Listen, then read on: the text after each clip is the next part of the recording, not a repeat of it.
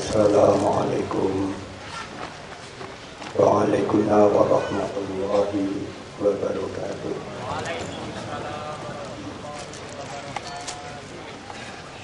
Bismillahirrahmanirrahim. Alhamdulillahi sholatu wassalam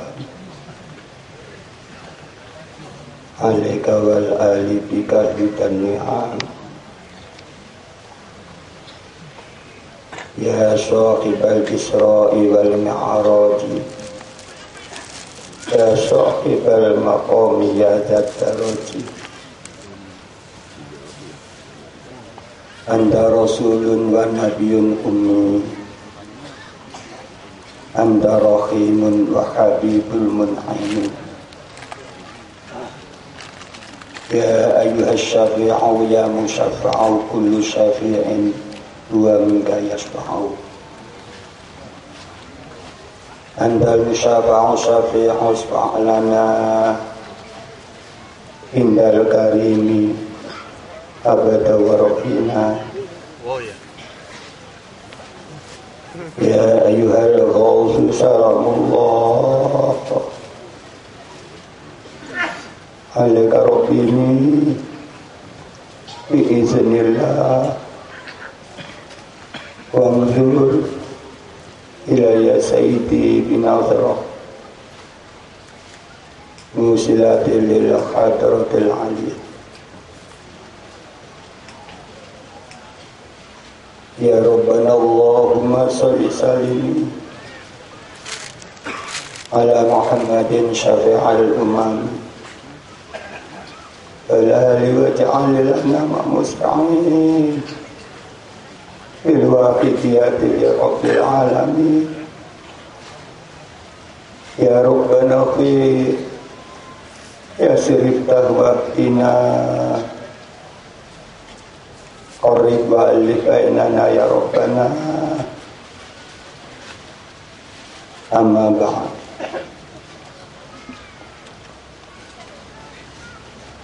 Hadratul Mukarram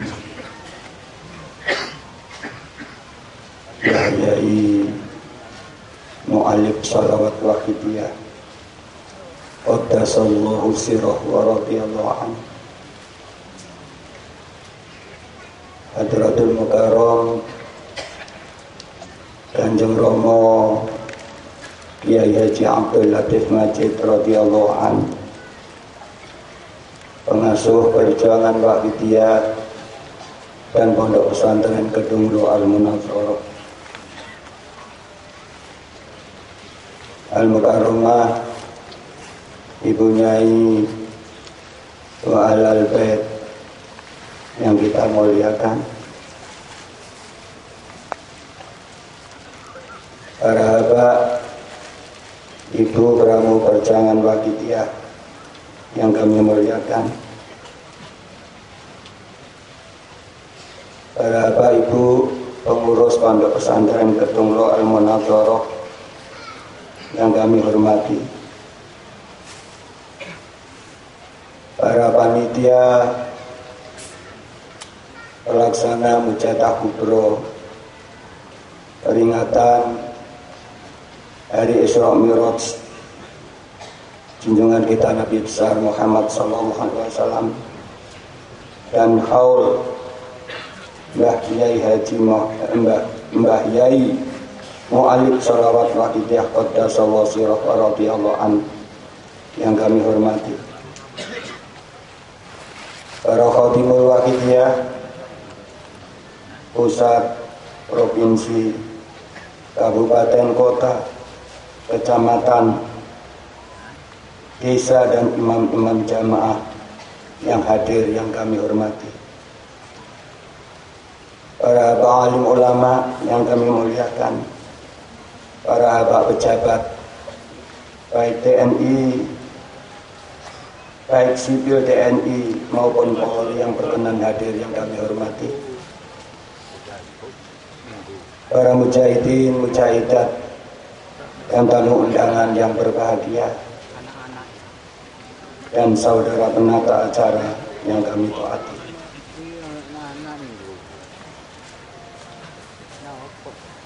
di dalam hal memanjatkan puja dan puji syukur kepada Allah Subhanahu wa taala. Juga di dalam menyanjungkan salawat salam ke pangkuan beliau Rasulullah sallallahu alaihi wasallam, dan di dalam hal menghaturkan salam takziman wa ikraman wa mahabbatan ke pangkuan beliau Qasiadah Sama radhiyallahu an. Kami makmum kepada para pembicara yang terdahulu. Selanjutnya kami menyampaikan banyak terima kasih atas waktu, kesempatan dan kepercayaan yang diberikan kepada kami, di mana pada malam hari ini kami diberikan waktu untuk ikut berpartisipasi di dalam acara Mujadah Kubro pada gelombang pertama yang diperuntukkan untuk Khadimul Wahidiyah.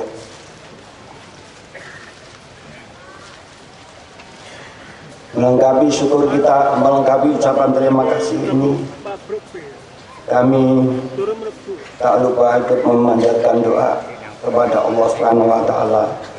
Jazakumullahu khairati wa sa'adati dunya wal akhirah. Amin ya rabbal alamin. Para hadirin hadirat yang berbahagia, Mujadah Kubro yang kita laksanakan pada malam hari ini dan sampai terakhir nanti adalah dalam rangka memperingati hari Isra Mi'raj Nabi besar Muhammad sallallahu alaihi wasallam, di mana pada sekitar 1400 tahun yang lalu, ketika Rasulullah sallallahu alaihi wasallam di Isra dan Mi'rajkan, kemudian dipanggil di hadapan Allah Subhanahu wa taala yang sudah melampaui batasan yang bisa kita persepsikan, karena memang di mana Allah dalam bahasa Jawanya tan kenogina yang pokok. Inilah barangkali yang dikatakan Tuhan yang transenden, yang tidak bisa dijangkau oleh akal kita semuanya. Namun Allah dihadapkan sampai ke sana setelah malaikat Jibril alaihissalam tak mampu menemani beliau pada suatu batasan tertentu. Setelah Rasulullah sampai di hadapan Allah Subhanahu wa taala,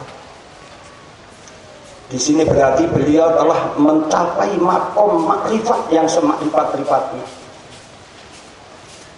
karena beliau di Isra dan Mi'rajnya, di Isra dan Mi'rajkan, yaitu adalah dengan jasad dan roh beliau sallallahu alaihi wasallam. Di sana beliau mengalami suatu kenikmatan, kelezatan yang sangat luar biasa, karena memang tidak ada kebahagiaan dan kelezatan selain menghadap, selain makrifat kepada Allah Subhanahu wa taala.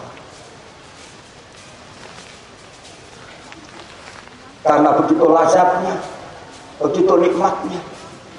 Lalu Rasulullah SAW matur kepada Allah Subhanahu wa taala, ya Tuhan, jangan kembalikan aku ke dunia yang fana sana ya Tuhan.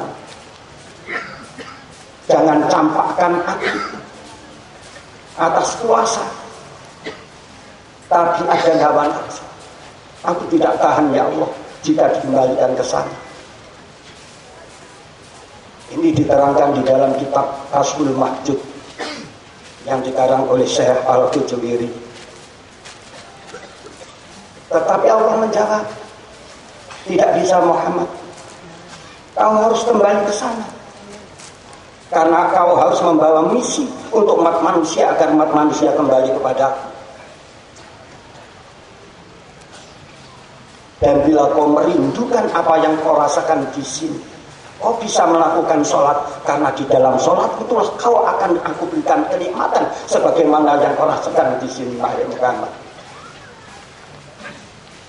Oleh karena itulah para hadirin hadirat, Ketika Rasulullah SAW mengalami galau, mengalami kesedihan, dia sering panggil Bilal, wahai Bilal, kumandangkan azan. Sebab dengan azan itu kemudian Rasulullah SAW melakukan sholat. Di dalam sholat Rasulullah mengalami menikmati apa yang dirasakan ketika dia menghadap kepada Allah Subhanahu wa Ta'ala. Maka disinilah dikatakan bahwa as-sholatu mi'rajul mu'minin. Sholat itu adalah mi'rajnya orang-orang yang beriman kepada Allah Subhanahu wa Ta'ala. Sebab di dalam sholat itulah seorang hamba Allah menyaksikan Allah, yang itu dikatakan makrifat kepadanya para hadirin hadirat.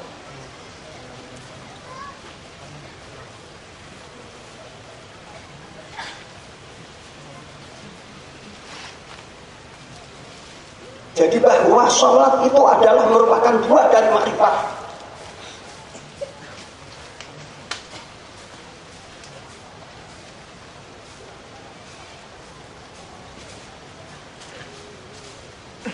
Jika ada seseorang yang mengatakan dia sampai kepada Allah, dia sudah makrifat kepada Allah, namun dia melayakkan sholat, maka perlu dipertanyakan makrifat dia itu ya para hadirin hadirat. Hadirin hadirat yang kami muliakan. Tetapi begitu sulitnya makrifat kepada Allah, begitu sulitnya hadir di hadapan Allah Subhanahu wa Ta'ala. Lebih seperti kita ini para hadirin hadirat. Untuk itulah para hadirin hadirat, pada Jumat Mujadah Kubro ini, di dalam perjuangan Wahidiyah yang dibangun oleh Mbah Kyai Haji Abdul Majid Maruf Qaddasallahu sirah wa radhiyallahu anhu, kita diberikan kesempatan dalam 1 tahun 2 kali, yaitu di mana pada 2 kesempatan itu kita diajak bersama-sama beraudiensi di hadapan Allah Subhanahu wa Ta'ala, yang langsung dituntunkan oleh beliau, yang langsung dibina oleh beliau, langsung dipandu oleh beliau. Dan pada saat ini setelah beliau pulang ke rahmatullah, di dalam kita beraudiensi pada Allah Subhanahu wa Ta'ala, kita dipandu, kita dibimbing, kita dihentarkan oleh beliau Hadratul Mukarram Kanjeng Rama Kyai Haji Abdul Latif Majid radhiyallahu anhu. Karena kita menyadari meskipun Tuhan itu adalah amat dekat, tetapi kita sering tidak sadar atas kedekatan Allah Subhanahu wa Ta'ala. Tetapi para hadirin hadirat, Allah senantiasa selalu mendekat kepada orang-orang yang dekat kepadanya. Allah selalu mendekat kepada orang-orang cinta kepada Allah. Allah selalu mendekat kepada para wali-walinya. Dan para wali-wali yang didekati oleh Allah itu bedanya dengan kita. Beliau sadar atas kehadiran Tuhan pada setiap saat, sementara kita lalai karena tertutup oleh fenomena alam ini para hadirin hadirat. Dan beliau mampu menjagakan kehadiran Allah sebagaimana mampu menjaga lampu supaya lampu itu tidak padam para hadirin hadirat. Karena kehadiran buat beliau, kehadiran Allah ini adalah merupakan kekuatan yang amat luar biasa, yang akan dipakai untuk mengembalikan, untuk mengajak pulau penjenengan sami hadir sowan kepada Allah Subhanahu wa Ta'ala wa Rasulullah sallallahu alaihi wasallam. Ini sebuah kekuatan yang luar biasa. Kenapa sih kita sering mendengar kejadian-kejadian yang luar biasa, yang kita misbahkan, kita hubungkan, kita kembalikan sebagaimana keluar biasaan yang terjadi kepada para wali-wali Allah. Kepada beliau kita sudah sering mendengar seperti yang disampaikan oleh Bapak Arifin tadi, dan bahkan kejadian-kejadian yang luar biasa di lain-lain tempat. Karena apa? Karena di sini beliau senantiasa melakukan apa yang dicintai oleh Allah dalam hal yang difardukan oleh Allah.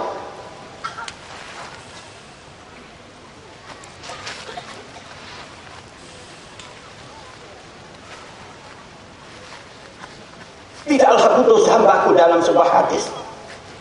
Mata korubu ilayya bisyai'in akabba ilayya mimma taratuhu alaih. Wa ma yazalu abdi yataqarrabu billahi bin nawafil kata ukibahu fa idza ahbabtuhu kuntu sam'ahu alladhi yasma'u bih wa basarahu alladhi yubsiru bih wa yadahu allati yabtishu biha wa rijlahu allati yamshi biha wa la in sa'alani la aqaituhu wa la in ista'adani la uiduhu. Hambaku yang senantiasa mendekatkan kepadaku dengan sesuatu yang aku cintai dari apa yang kufardukan, dan hambaku yang senantiasa tidak putus-putus mendekat kepadaku dengan apa yang aku sunatkan, yaitu an-nawafil, sehingga aku mencintai dia. Kalau aku sudah mencintai dia, aku yang jadi telinganya, yang dengan aku dia mendengar, aku yang jadi matanya, yang dengan aku dia melihat, aku yang jadi tangannya, yang dengan aku dia menjabat, aku yang jadi kakinya, yang dengan aku dia berjalan. Dan apabila dia meminta kepadaku, tentu akan aku beri. Dan apabila minta perlindungan kepadaku, pasti aku lindungi. Para hadirin hadirat, siapa yang mampu, yang senantiasa bersama dengan Allah? Coba kita hitung para hadirin hadirat, sehari semalam berapa ingat kita kepada Allah dan berapa tidak ingat kita kepada Allah? Berapa ingat kita kepada Rasulullah SAW dan berapa yang tidak ingat kepada Rasulullah SAW? Pada sekejap saja kita tidak ingat kepada Allah. Di dalam Al-Quran telah diterangkan, wa may yakhshu an dzikri rahmanin nuqayyid lahu syaitonan fa huwa lahu qarin. Dan barang siapa sekejap saja dia berpaling dan ingat kepada Allah, kata Allah, maka akan aku jadikan setan sebagai sahabat karibnya. Para hadirin hadirat, jika bapak sedang jaga, mata terbuka, tidak ingat kepada Allah, maka setan akan menjadi sahabat dia ketika dia itu jaga matanya. Dan ketika dia mapan tidur, kemudian menutup mata, di saat menutup mata di alam tidur itu dia tidak ingat kepada Allah, maka setan menjadi sahabat karib dia di saat dia tidur.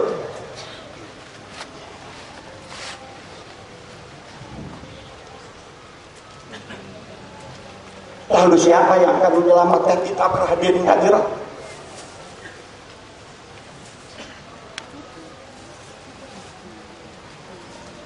Mari, inilah bedanya antara kita yang sering tidak ingat kepada Allah Subhanahu wa taala, antara kita yang tidak selalu ingat kepada Rasulullah SAW, dengan beliau yang senantiasa menjaga kehadiran Allah dalam diri beliau. Oleh karena itulah, maka seorang ratunya para wali dikatakan bahwa qalbu hadratullah, hatinya seorang arif, ratunya para wali adalah tempat kehadiran Allah Subhanahu wa taala.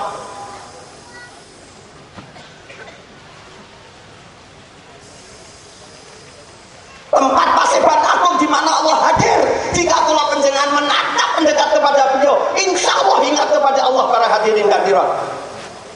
Tetapi jika kula panjenengan jauh daripada beliau, maka kula panjenengan akan dekat kepada setan, para hadirin hadirat.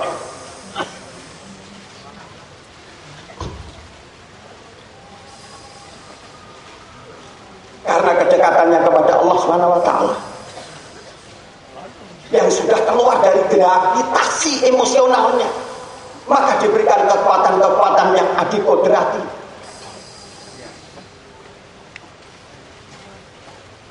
Karena sudah tidak dikendalikan oleh rasa egonya, karena dia telah terlepas dari rasa egonya, kemudian fana hilah, kemudian baqa bersama Allah Subhanahu wa taala, maka beliau diberikan kekuatan yang disebut tindakan adikodrati.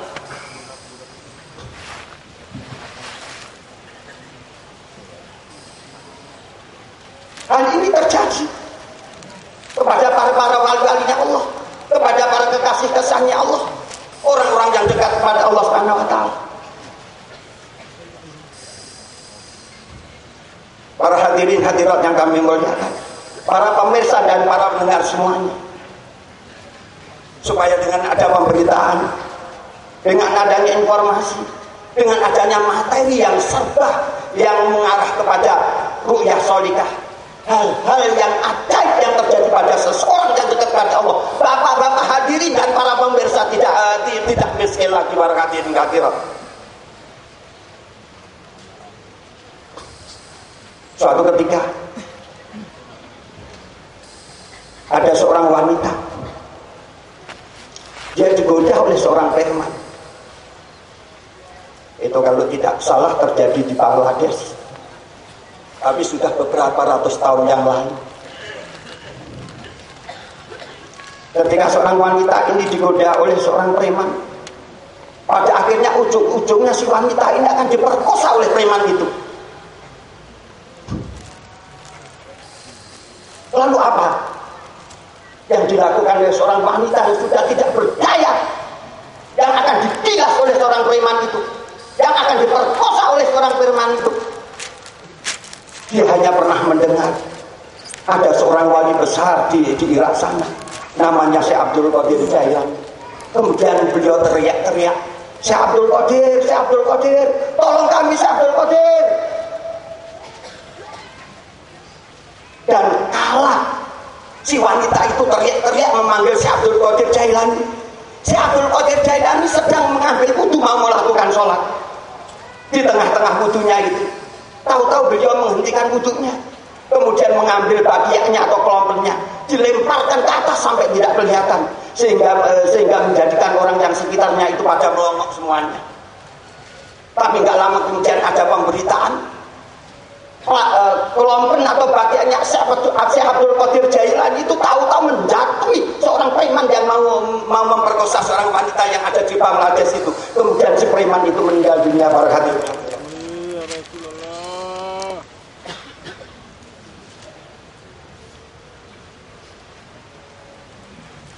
Kenapa tentara Golabukan tidak bisa menyerang ke Turki? Wilayah Arab ketika tentara Golabukan itu menyerang ke daerah Timur Tengah, satu-satunya wilayah yang ada di sana yang tidak dimasuki adalah Turki. Ketika ada suatu kerentak inisiatif dari Golabukan mau menyerang ke Turki, malam harinya dia bermimpi dengan seorang pendiri tarikat Maulawiyah, Maulana Jalaluddin Arumi. Jika kau tidak ingin melepot antara kamu dan tentaramu, jangan masuk ke negeri kami Turki ini.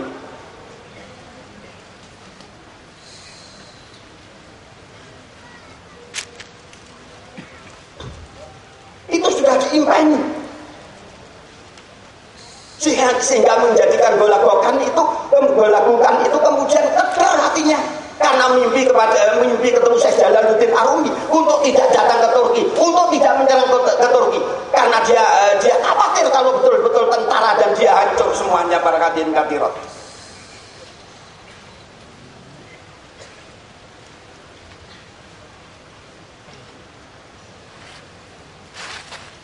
Sayyidina Umar dengan kepasrahannya kepada Allah Subhanahu wa taala, ketika beliau melepaskan laser tempurnya ke Persia, apa yang terjadi?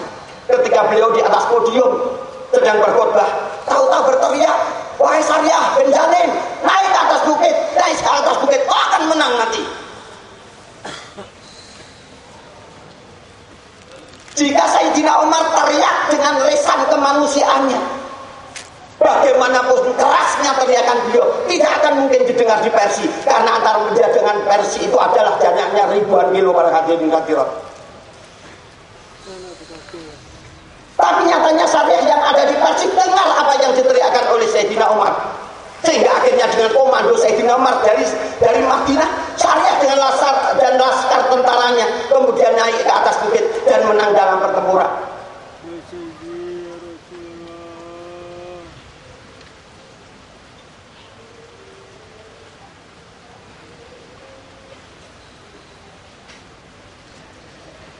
Suatu ketika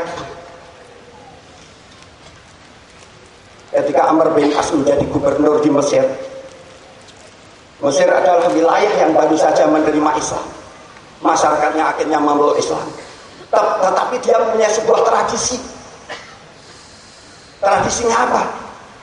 Kalau mereka melihat Sungai Nil itu kering, tidak banjir beberapa waktu lamanya, maka tradisi yang biasa dilaksanakan itu akan dilaksanakan juga. Suatu saat di bawah pemerintahan Sayyidina Umar, kemudian yang di sana gubernurnya adalah Amr bin As, terjadi kemarau panjang sehingga air Nil itu sudah tidak mengalir lagi. Masyarakat gelisah, seakan-akan Islam sudah tidak memberikan solusi, tak mampu memberikan solusi dan jawaban atas kekeringan itu. Kemudian masyarakat diam-diam akan kembali kepada tradisinya semula, sehingga bermusyawarah mufakat akan mengorbankan seorang gadis yang cantik adalah demi supaya Sungai Nil itu banjir kembali. Mendengar kasak kusuk yang seperti ini, kemudian Amr bin As menyuruh seorang suruhan untuk kirim surat kepada Sayyidina Umar, mohon petunjuk bagaimana menghadapi yang seperti itu. Kata Sayyidina Umar, mereka nanti akan kembali larut kepada kekufuran.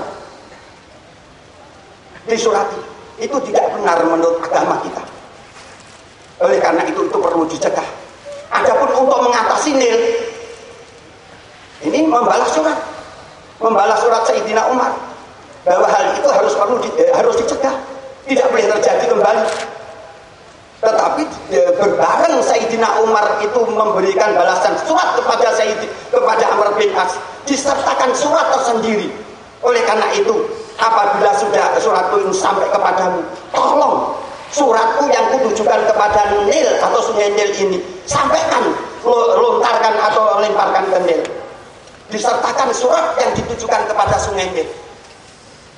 Bagaimana surat yang ditujukan kepada Sungai Nil itu oleh Sayyidina Umar? Wahai Nil, katanya, jika sekiranya kamu dulu banjir dan tidak banjir karena kekuatanmu sendiri, silahkan kamu tidak banjir. Tetapi jika kamu dulu banjir dan tidak banjir karena kekuatan Allah, saya minta kepada Allah sekarang kau banjir, wahai Nil. Akhirnya kertas itu dilemparkan oleh Amr bin As ke Sungai Nil itu. Surat yang dari Sayyidina Umar untuk Sungai Nil itu dilemparkan. Gak lama dari itu, para hadirin hadirat, Sungai Nil banjir kembali, para hadirin hadirat.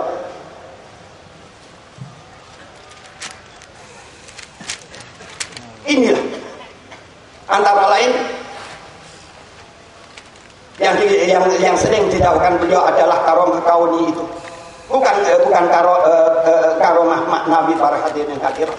Artinya, jika seseorang sudah dicintai oleh Allah dan Allah sudah mencintai dia, maka Allah yang jadi matanya, yang dengan Allah dia melihat, Allah yang jadi tangannya, yang dengan Allah dia menjamah, Allah yang jadi lesannya, yang dengan Allah dia berbicara, dan seterusnya, para hadirin hadirat.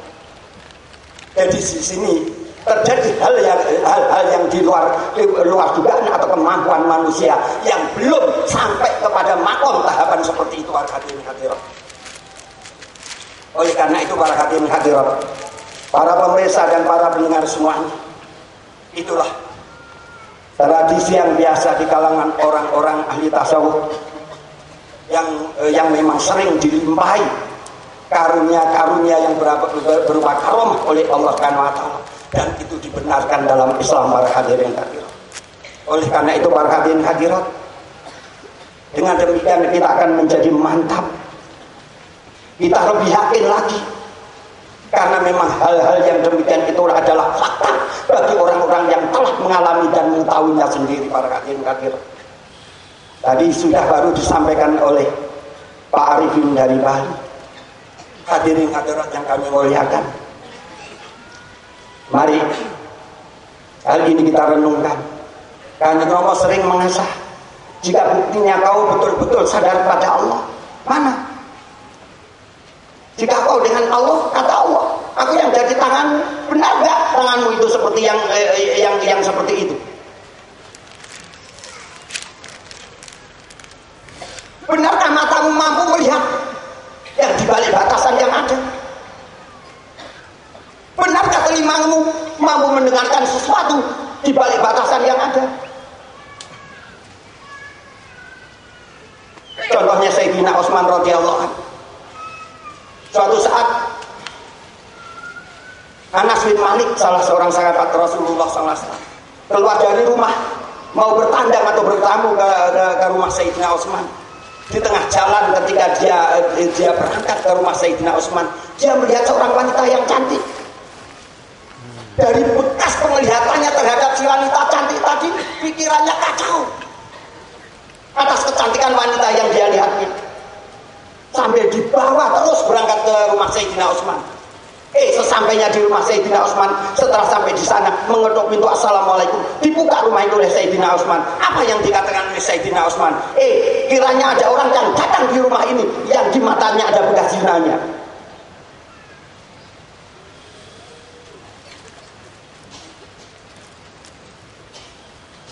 Jika bapak hadirin hadirat semuanya paham atas kemampuan seseorang yang telah diangkat oleh Allah Subhanahu wa taala. Apabila dipanggil di mana saja hadir. Apabila kita melakukan sesuatu, beliau melihat. Bagaimana kita bisa melakukan sesuatu yang dilarang oleh Allah Subhanahu wa taala?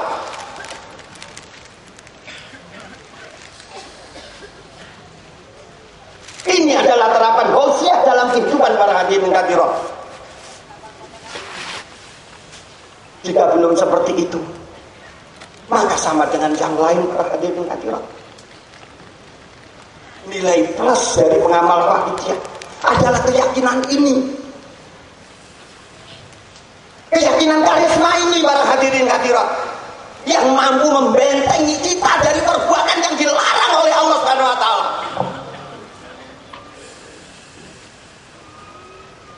Maka suatu ketika kita melihat kuluan dia kepenjenengan bener, kemudian ketika ada perintah dari beliau, dia ternyata tidak taat.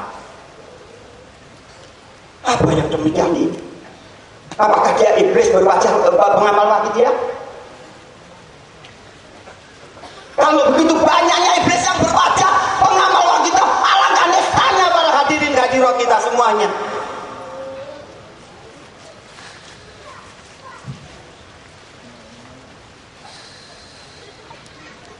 Mari para hadirin hadirat,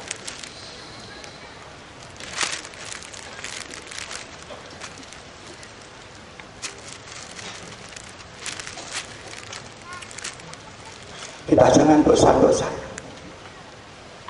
Kita mengadu kepada beliau, mengadu dalam urusan apapun, terutama dalam urusan pendekatan diri,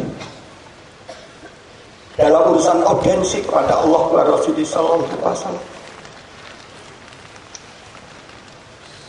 Hadirin hadirat yang kami hormati,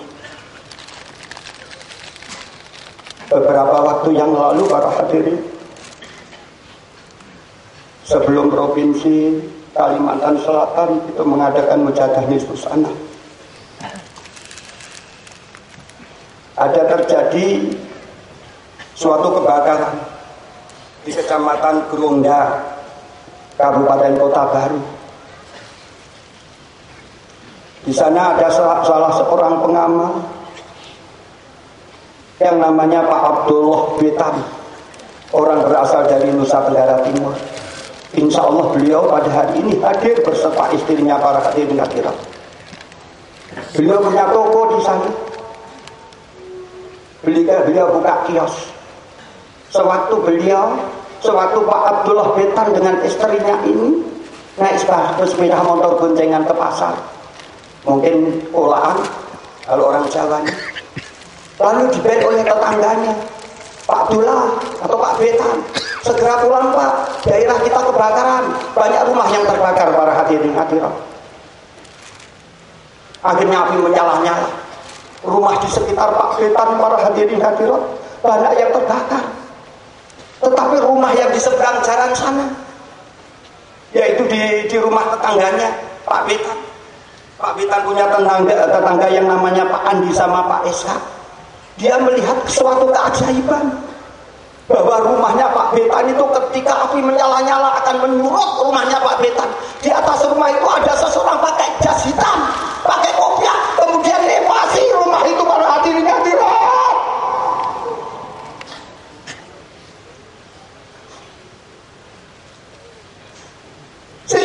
tidak menjalar ke rumah Pak Betan para hadirin hadirat.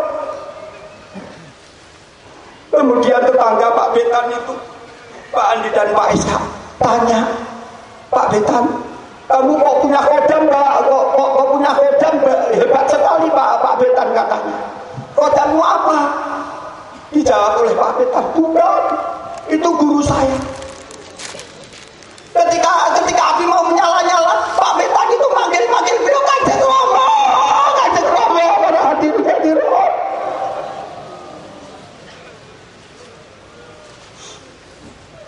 Tetangganya pada bingung, Pak Betan panggil apa? Karena itu bahasa Jawa para hadirin hadirat. Akhirnya Kanjeng Rama rawuh, nikmati api, kemudian padam para hadirin hadirat.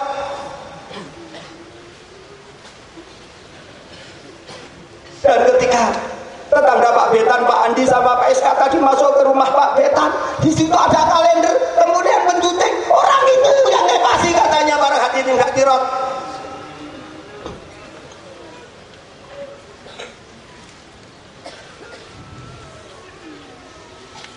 Mari. Tadi kalau saya hubungkan dengan bahwa kita tidak hanya sekedar ingat pada Allah pada batinnya, apa yang telah disyariatkan di dalam Islam kita lakukan, seperti sholat para hadirin hadirat, jangan tinggalkan. Karena malam hari ini adalah peristiwa di mana sholat itu diperintahkan oleh Allah kepada umat Islam, kepada umat manusia para hadirin hadirat. Bahkan bencana yang menimpa orang-orang yang melalaikan sholat para hadirin hadirat diterangkan dalam kitabnya Imam Al-Ghazali Mukashafatul Qulub. Ketika ada seseorang meninggal para hadirin hadirat, dia sudah dikafani, kemudian kita mau dimasukkan di keranda, tahu-tahu di dalam tubuh orang yang sudah meninggal tadi, yang sudah dikafani tadi, ada sesuatu yang bergerak para hadirin hadirat. Kemudian orang-orang pada melihat, ternyata apa? Ada ular yang ada di dalam tubuh orang itu para hadirin hadirat.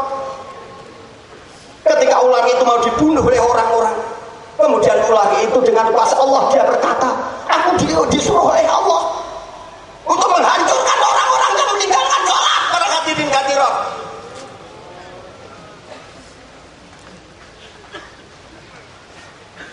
Baru-baru ini saya baca sebuah kisah pemberitaan di daerah Timur Tengah sana. Ada seseorang, orangnya itu baik,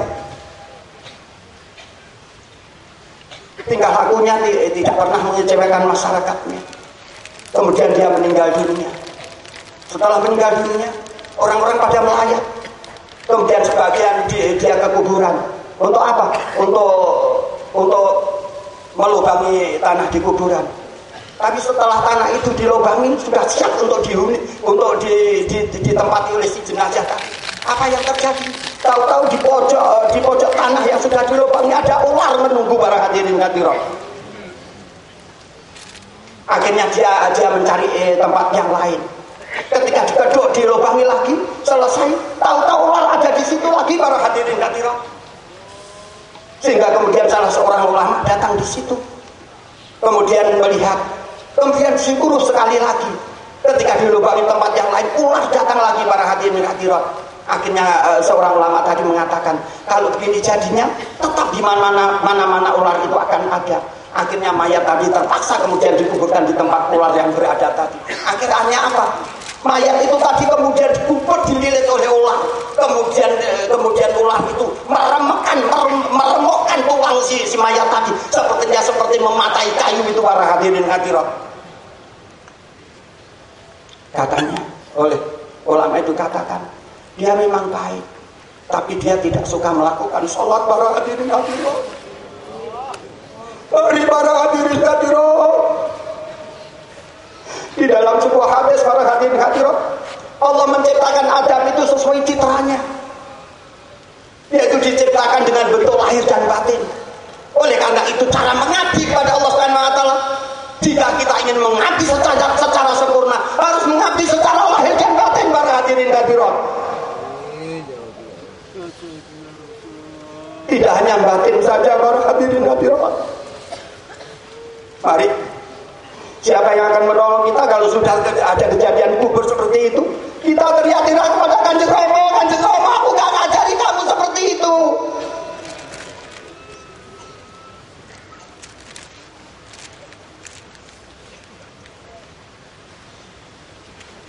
Meskipun beliau dalam rukyah sholikah, seperti yang dimuat di dalam buku Sholawat dan Pengalaman Rohani, seorang wanita, seorang mahasiswa meninggal dunia.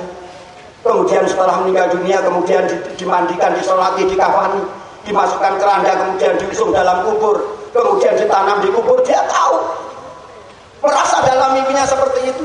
Kemudian ditimbun oleh air, oleh tanah. Setelah itu orang-orang keluar pulang.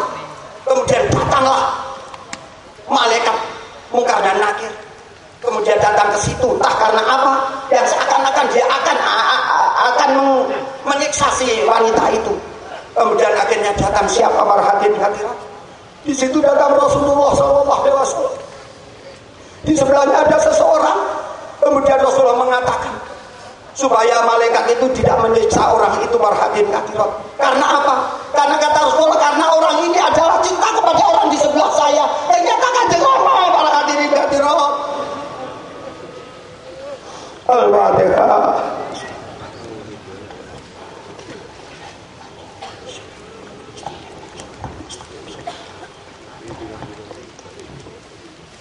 Ya Syafi'al Khalqi salatu wa salam alaika nurul khalqi hadiyal alam wa aslahu wa rukahu atribi aqadalan abada wa rabbi al-zali al-sayyidi siwaka wa intaru takuntu syaksan ali ya Syafi'al Khalqi salatu wa salam alaika nurul khalqi hadiyal alam wa aslahu wa rukahu atribi Allah dalam abad Rabbi al-zali al-sayyidi siwak wa indaru takuntu syaksan halika ya Syafi'al Khalqi salatu wa salam alika nurul khalqi hadiyal anak wa aslahu wa rukahu atribni Allah dalam abad Rabbi al-zali al-sayyidi siwak wa indaru takuntu syaksan halika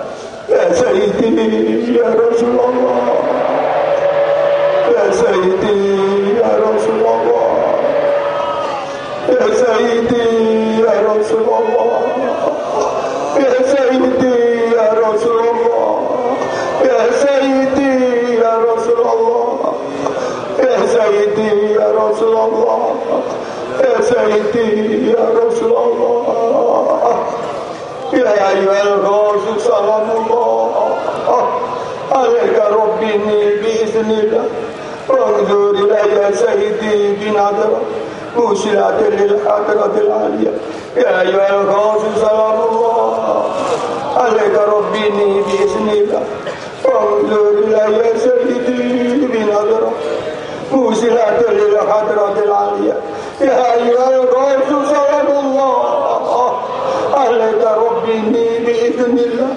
وانظر إلي سيدي بنظرة مرسلة للحضرة العالية يا سيدي يا غوث يا سيدي يا غوث يا سيدي يا غوث يا سيدي يا غوث يا سيدي يا غوث يا سيدي يا غوث يا سيدي يا غوث الفاتحة.